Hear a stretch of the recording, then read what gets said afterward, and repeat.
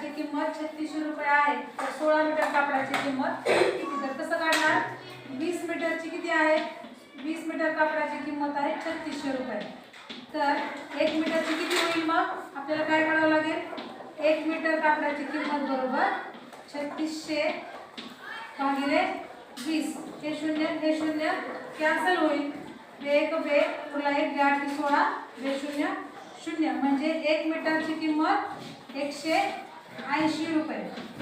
1 metre कापडाची किंमत किती? 180 रुपये. म्हणून 16 मीटरची किती होईल? 16 गुणिले 180.